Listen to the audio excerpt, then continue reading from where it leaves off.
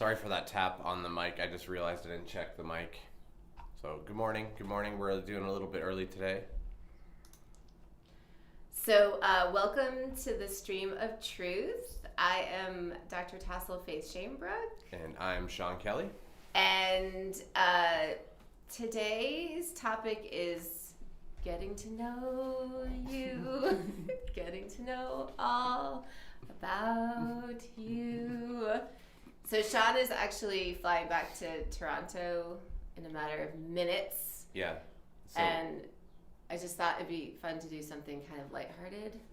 Yeah, we're going to do something a little quick, a little easy, where basically we're just going to ask each other some different questions about us. And I guess we thought it was a good way to, answer some of the questions that people have maybe about things about us. Yeah. And if anyone wants to write in any questions in the comments, we'll be happy to answer them.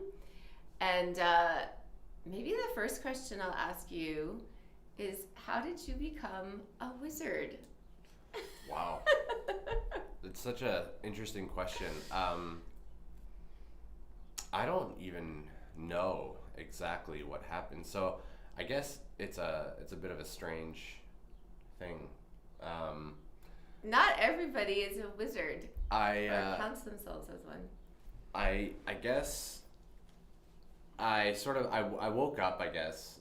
I had my awakening, and not long after that I started to realize that I guess I was really interested in magic. I guess I heard that magic, I heard what the real definition of magic was, which is the reprogramming of the subconscious mind.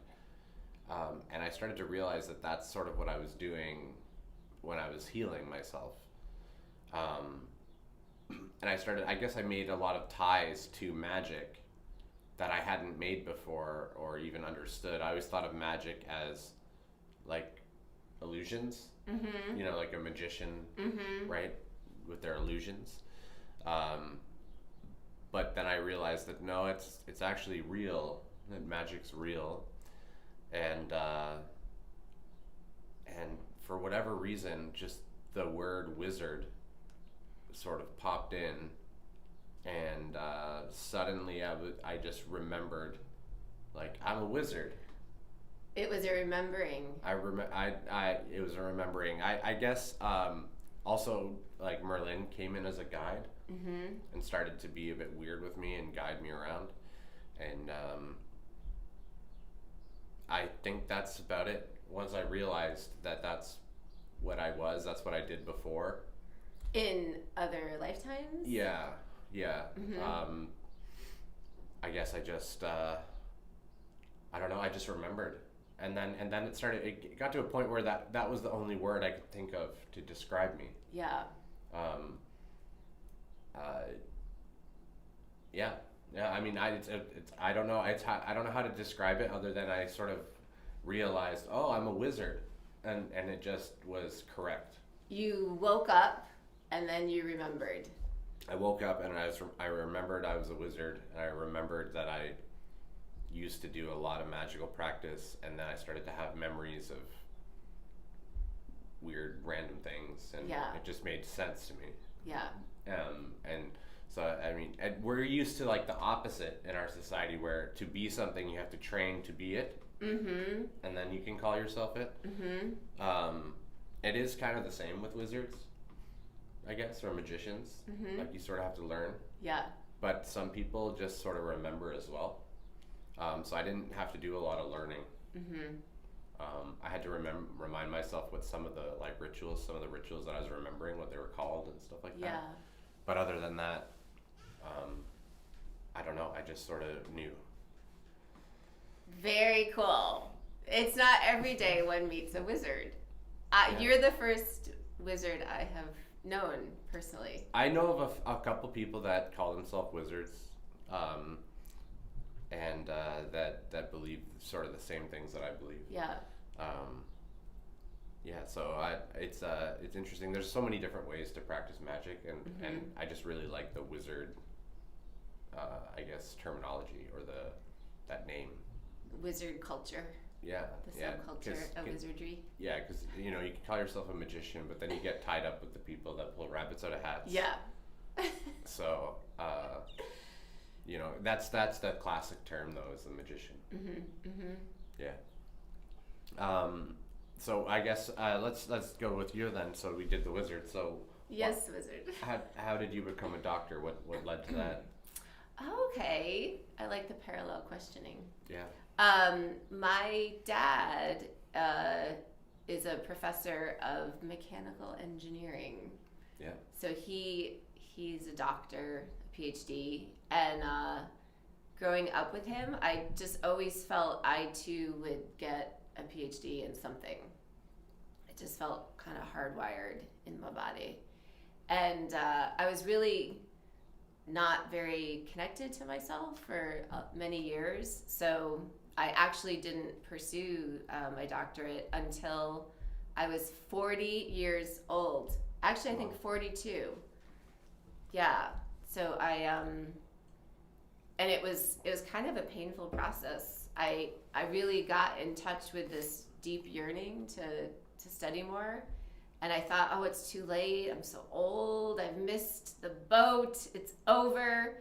And I went into all of those really uncomfortable feelings. And then I came out with, I don't care. I really want to do this. So I'm going to move forward. Yeah. Yeah.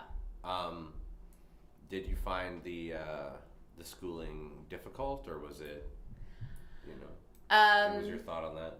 It was challenging to me because it's very, there's very specific things you have to study and trainings you have to go through, and there's not a lot of freedom in what you're choosing to do. So there were certain modalities I was really interested in that I really kind of had to study on my own. So I did find it very challenging to complete it because I had to, in a way, force myself to study and do things that were not really coming from my heart. Yeah. So I think any institutionalized education can feel like that. So it was challenging. Interesting. And I guess when did you start? I'm sure we've talked about this, but I can't remember your answer now. When did you start getting into like spiritual concepts and stuff? And I think it was probably 2012, or was it before then? I would say maybe in my late teens, I started to read books. One of the first books I started reading were the Conversation with God books. Okay, yeah. And then I really started following Abraham Hicks, maybe in my early 20s. So I was always seeking. I always had that desire to, it felt like there was something there for me to know. So that started early on. How about for you, sir? I was always trying to understand the world around me. So it started for me in a more like science focused way, like physics and psychology, I guess. Religion, I lost faith in religion early. So, or in religion, and I didn't understand that there was any spirituality outside of religion at that time. Yes, like, right. I didn't really get that there was, that there was spirituality that existed without all the dogma and without these like bloody pasts and stuff like that. So I didn't really understand that was a thing. So I ended up sort of focusing on like different things like neuroscience and pharmacology and psychology, that type of thing, and then also technology stuff, and then trying to learn like different things about physics, quantum physics, string theory, and all that stuff. And then when I got to a place where I thought I had an idea of how the universe works, then I was bored. Oh, so I get it. I got it to enough of a degree that I was like, okay, Now I'm bored. Now I'm bored. And I know everything about the universe. I didn't think I knew everything, but I just didn't see any areas that, like, that it made sense for me to study more. Also, I had a lot of that rational mind saying it doesn't make sense to spend a lot of time studying these things. Mm-hmm. I was working probably in IT at the time, or finishing college or whatever. But eventually, what ended up really expanding my idea on reality was there was a movie called What the Bleep Do We Know? Oh yeah, I remember seeing that too. I remember watching that, and it left me with a lot of questions, and I ended up sort of, I guess, exploring some of the ideas that I got introduced to in that film or that movie, and like, I guess, in my own life. Mm-hmm. I started to, like, think around about, like, how things are energy and stuff like that, and that it's just really dense energy. Yeah. And that's what makes us think it's matter. Mm-hmm. And I started thinking about things like this, and then I honestly, like, I didn't listen it was like overnight. Mm-hmm. I was not spiritual, and I started to believe in energy. Mm-hmm. But then I like met God, basically, more or less. That's the best way to describe it. When I had my Kundalini awakening. Yeah. So I went from, like, scientific, rational, Mm-hmm. finally believing in energy stuff. Mm-hmm. Like, because I noticed that I was empathic, and that was one of the reasons for some of my issues growing up. Yeah. That I was, like, sensitive, and probably some of the other people weren't. Mm-hmm. And then I guess, so that I woke up within a day or whatever, and I was like, oh God, hello. And then suddenly I was into spiritual stuff. Yeah. Much more than I was into so then I had to, like, learn what I see as the other side of the coin, like, religion or not religion, spirituality and science. And how, like, the spirituality is sort of the unseen stuff, and then the science is, like, the seen. And I see them both as two sides of the same coin. Yeah. I like to see them working, like, in harmony with each other. Yeah. But, we'll see how that goes. But for me, anyways, I meld them together to try and get a more fuller picture. Yeah. I love that. That's a really beautiful path. Yeah, I mean, I think if we ignore the spiritual aspects of things, there are just as complicated or structured laws, natural law, in our metaphysical reality as there are in our natural or physical reality. Mm-hmm, mm-hmm.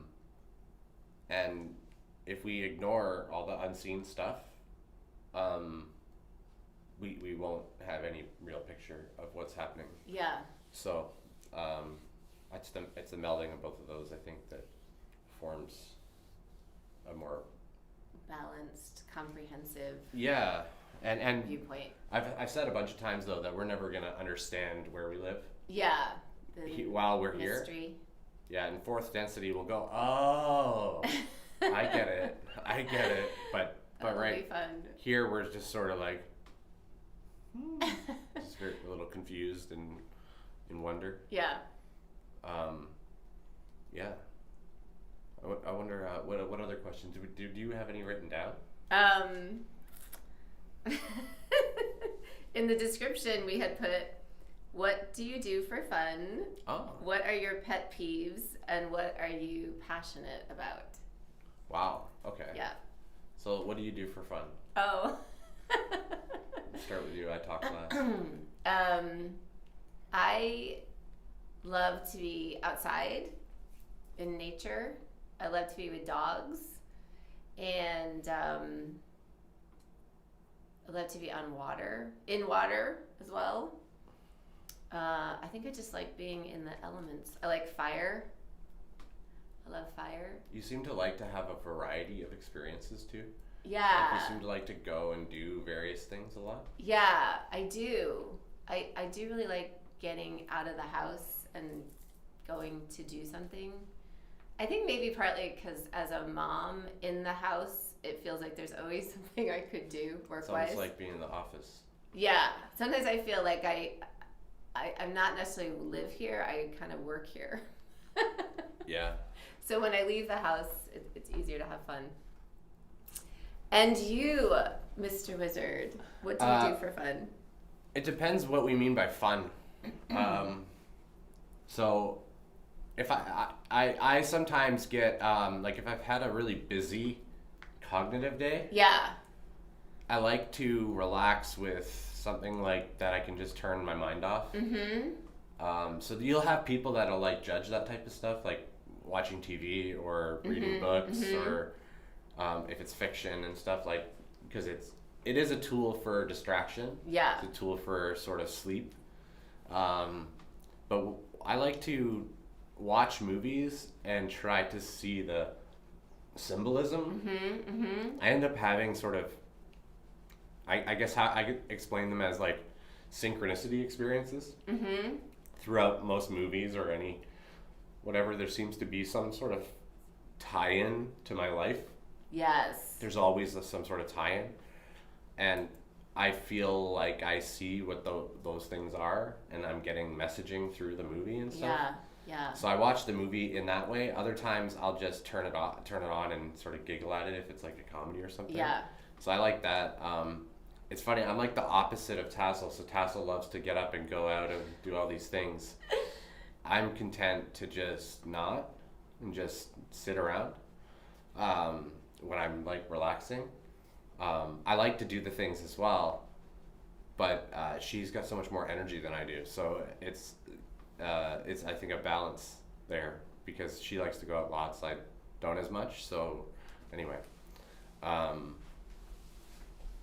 But what else do I do for fun? I don't know. Listen to the Law of One. You're so cute. I listen to the Law of One for fun. That's about it. I don't do anything. Yeah. I have fun doing nothing. I think also maybe we really enjoy talking to each other. Oh, talking. Yeah, that's a good... I mean, and other people too, but we like to talk sometimes about concepts. Yeah, sometimes we'll just be talking, and then next thing you know, it's 3 hours are gone, and we didn't do anything. And we just sat there talking for 3 hours, and then it's time to like go pick up the kids or something. Like just talking out on the front porch, just in the air, and talking about life and metaphysical concepts. Yeah. I think fun. we both like really enjoy expanding our cognitive understandings of things and getting like a little like revelation. Oh wow, that's really cool. I just never thought of it that way. Yeah. Those moments are really fun. Those are my most fun things, I think. Yeah. And that's why most of the stuff that I end up doing tends to revolve around that, around expansion. Yes. Even if I'm just like even if I'm watching a movie, I'm trying to get lessons from the movie. Some further understanding of something. Yeah, and so I'm trying to do that all the time. So anything that does that to me is enjoyable. We're kind of consciousness nerds. Yeah, we're pretty nerds. Pretty nerdy about it all. It's pretty easy for us to be sort of just obsessed with all this stuff. Yeah. Which is good because I don't know what else I would do. Yeah, it just seems the most interesting path. Consciousness. Yeah. Expanding the consciousness. What about what was the other one? Pet peeves. What about like what we're most passionate about, or how we want to kind of contribute to the world? I was thinking about that. I wanted to say pet peeves first. Oh, okay, all right. Yeah, we'll do that. Okay, pet peeves. Yeah. Let's see. Tassel's a really angry person. Very critical, very angry. Very cold. Yeah, very cold. It's difficult to know how she's feeling. Very not expressive. Right. Is that related to pet peeves? No. Okay. No. I just I was just thinking like somebody who's like critical might have tons of pet peeves. Just. Oh yeah. I don't think I have many pet peeves. Maybe the one thing is I do best in a calm, somewhat organized environment. That might be a bit of a pet peeve. So I do spend quite a bit of time cleaning, straightening, picking up after my kids and stuff. That's the only thing. It just makes me feel more calm. Calm environment, calm. I know it's supposed to go this way. Calm within, calm without, but sometimes a calm environment without does also help my calm within. Yeah. What I've said as well, like cleaning. I love cleaning. Cleaning helps, keep your space pure, right? Yeah. I don't know if I've talked about this on the channel or not, but negative entities will take up residence in like rotting food or rotting animal remains, meat, things like that. Yeah. They get attracted to the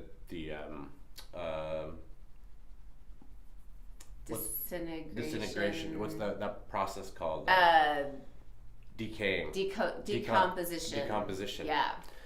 They get attracted to the decomposition process of any type of biological materials that are, Interesting. So cleaning's good, anyways. What about you? Pet peeves. I'm thinking. I was thinking. You don't like getting up. I like waking up precisely when I want to. I don't like. I get worried about. I don't like deadlines. Yeah. Is what it is. Yeah. It's not that I don't like getting up. Right. That I misspoke. You don't like. It's like externally imposed deadlines. I don't like saying when I'm going to bed. I don't like saying I'm gonna get up at 8. Yeah. I'll get up when I get up. Yeah, that does seem more humane, more natural. And we can make a goal. I'll get up around this time. Yeah. But, anyway, that's just a small thing. Yeah. Actually, all of mine are small things now. I used to have a whole bunch of things that bothered me. But what ends up happening is those things just go away. Yeah. And they don't really bother you anymore as you heal different things. Yeah. One of the things I still need to work on is something that humans do that like just drives me up the wall is they without any concept or framework of what's being discussed, they'll just say something like, no, that's not right, or that what you said is not true. It can happen with concepts or facts, like a fact, like, and that type of thing, that closed-mindedness, I can't, especially when they don't know. Yeah. And I know they don't know what they're talking about. Yeah. And then I'll say like, just look it up, and then they'll go, oh no, I don't have time for that, and I'm like, what the hell's happening? Yeah. Just okay. Like I don't know because I don't even know how to approach it. Yeah. So that type of thing is so weird to me because why would you say that something is or not true without any information? Right. I don't or without any research. I can't understand it. Yeah. And so that drives me nuts. Yeah. I was talking to a guy last night who was saying he didn't want to be controlled by a hive mind in later densities of consciousness. Like in 4th density, we become a social memory complex. Yeah. And he's like, we don't want to be part of a hive mind. Or I don't want to be a part of a military hive mind. And I'm like, no, it's like the opposite of that. and he's like, I'll burn in hell before and he starts flipping out. And I'm like, no, you're not understanding what I'm saying. But anyway, that's probably my pet peeve is that very closed-mindedness. Closed-mindedness is difficult for me to deal with because it feels like most of the things I say are you can need a bit of an open mind to like even listen to me. Right. So you can imagine if they're closed-minded, I don't really have anything I can say. Right. So that kind of irks me. Yeah. I guess passion. Yeah. Very I was just kind of thinking about like answering the question, what do you most want to contribute in your lifetime or something. And I was just thinking that I've always had this passion to just give love. I might start to get teary-eyed about it even.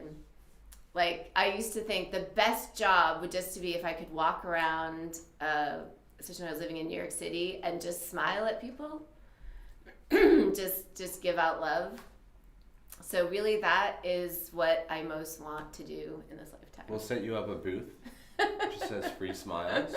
Yeah. We'll put a little tip jar out and, Yeah. you'll probably make good money. I always get this message in from my guides. It's, what do humans need more of? They need more love. So I like to think that I'm here to give love. Yeah. I'm not so loving. I'm not as loving as you are. I don't have any particular goal. Really. I have a bunch of stuff that I think would be cool. Yeah. To see. Yeah. Like, I wanted to one day make a Hogwarts type place. Oh yeah, we've talked about that in a castle. Right. Where at early ages, it's gonna be boring for the kids. They think they're going to witch and wizard school, and then I'm gonna teach them about their feelings for the first couple years. Oh, cool. And they're gonna be like, "What the fuck is this? Thought we were gonna cast fireballs." I want to ride on a broom. And so I want to do something like that. So I have some like things that I want to maybe do, but I think the only thing I could describe as like a passion is, I guess, learning. Yeah, me too. I guess I feel like I'm here to learn. Yeah, I love that. Me too. Everything else is like icing. There are some things I'd like to accomplish, but I don't feel too worried about any of that. I basically, like, whatever happens, I'm like fine with whatever. I'll just do whatever feels right, and so that I make the videos, we work on this stuff, and it feels like it's contributing. And I'm looking forward though to when more people start to notice unity. And then the systems start to shift. That would be amazing. Yeah, that'll be cool. There's a lot of systems that are based on control and hierarchy and stuff like that that need to sort of crumble away. So it'll be interesting to really see that. But I guess I'm passionate about learning and then trying to distill that into something I can share. Teach, learn, teach. Yeah, that hopefully somebody learns from. Like, it's hard because we only glimmer what we glimmer, but I guess that would be the only thing I'm really passionate about, I guess, is learning. I love learning too. I'm with you. I guess that's all we really do anyway. That is all we really do. Even the hard stuff, we're still learning. Maybe one final question. Sure. This is a little bit of a like touchy-feely question. Uh-oh. Want to answer the question, what do we most like about each other? Oh my god. Oh my gosh. What do we most like? Can I go first? Yeah, for sure. What I most like about myself is... No, we could do that too. That'd be a good self-love practice. That's probably better. Okay. Want to do both? Sure. Yeah. What I most like about myself is my curiosity. Yeah. Because I have a very easy, effortless sort of drive to figure things out. And to understand things a bit better. So anything that comes up that I'm not sure about, I dive right into it without worrying about it too much. And so that's served me well over the years. Without that, then I might not be so curious, or I wouldn't be so curious. I wouldn't dig as much, and it'd be a very difficult place for me, I think, without that. And my favorite, what am I saying? What is it? Your favorite thing about me. About you? I've said this before, but your consistent kindness makes it very easy to be trusting and open with you because generally speaking, there's not real big surprises around your behavior or how you'll react to things, and even if things upset you, like you tend to be pretty, I don't know, pretty kind about all of it. So there was that. And then you have this, I guess I could just say your energy. You have this energy about you of like this excited, boisterous, energetic, like young energy. That's, I don't know, that's I like that a lot. I don't know exactly how to put that into words. I think it's like a contagious energy, like a magnetic type of energy that I enjoy. So yeah, those are two of many things. Yeah. Thank you. I received them with an open, grateful heart. That was fun. Thank you. Okay, so I'll answer those two questions. What do I like about myself? It's funny. Even as much self-love practices as maybe we both have done, it feels funny talking about that, especially it's weird to talk to people on a video. I should say, just talking about this whole video was in weird general. to me. Yeah. I made a deal with myself that this idea was Tassel's. Not that I don't like the, well, I should say I don't really like the idea, but she this was her idea, and I was like, I sort of said to myself, whenever ideas come up and I'm like, ooh, I don't know, that I'd try to just do it anyway. And so I'm doing that, but it's great. Weird for me talking about myself. Yeah. Like, I feel weird. Yeah. I feel... Why does it feel weird? I think there's a part of me that just keeps saying nobody cares about any of this. So there's a part of me saying that, and it's okay if you care or don't care, right? But part of me is saying nobody cares about this, and then a part of me is saying that it's egotistical of me to presume anybody cares about it, and I'm not presuming anybody cares about it, which is why it's weird to sit and talk about it. Yeah. I'm sure there are some people that will find some of this interesting. Yeah. But yeah, it's very odd for me, and I think it's, you know, I know that I don't mind other people's stories, right? So I know that there's a thing there. Some people like that stuff.